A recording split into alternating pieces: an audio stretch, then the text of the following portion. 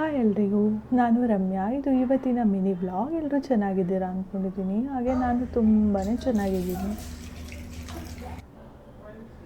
ಇವತ್ತಿನ ಬ್ರೇಕ್ಫಾಸ್ಟ್ ನಮ್ಮ ಮನೇಲಿ ಏನಂದರೆ ಹಾಗಲಕಾಯಿನ ಗೊಜ್ಜು ಮತ್ತು ಚಪಾತಿ. ನಿಮ್ಮ ಮನೇಲಿ ಏನು ಅಂತ ಕಮೆಂಟ್ ಮಾಡಿ. ಹಾಗೆಯೇ ಹಾಗಲಕಾಯಿ ಪಲ್ಯಕ್ಕೆ ಅಂತ ನಾನು ನೈಟೇ ಹಾಗಲಕಾಯಿನೆಲ್ಲ ಕಟ್ ಮಾಡಿ ಇಟ್ಕೊಂಡಿದ್ದಾಯಿತು. ಯಾಕಂದರೆ ಬೆಳಗ್ಗೆ ಹೊತ್ತು ಮಾಡೋಕ್ಕೆ ಅದು ತುಂಬ ಟೈಮ್ ಹಿಡಿಯೋ ಥರ ಇರುತ್ತೆ.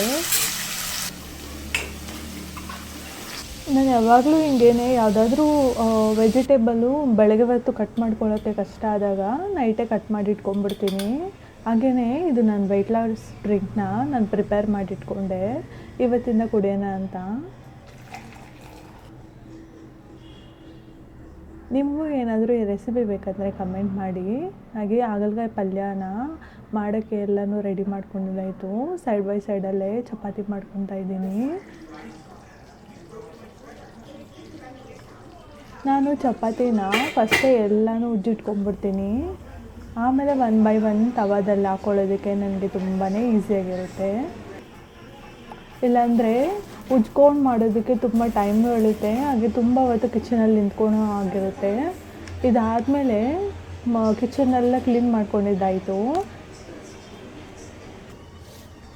ಇವಾಗ ನಮ್ಮ ಮಗನಿಗೆ ಬ್ರೇಕ್ಫಾಸ್ಟ್ ಟೈಮ್ ಆಯಿತು.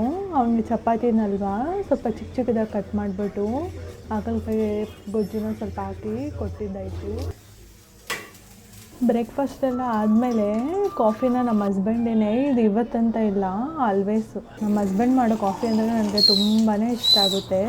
ಅದಕ್ಕೆ ಯಾಕಂತ ರೀಸನ್ ಅಂತ ಏನೂ ಇಲ್ಲ. ನಿಮಗೆ ಈ ಮಿನಿ ವ್ಲಾಗ್ ಇಷ್ಟ ಆದರೆ ಶೇರ್ ಮಾಡಿ, ಲೈಕ್ ಮಾಡಿ.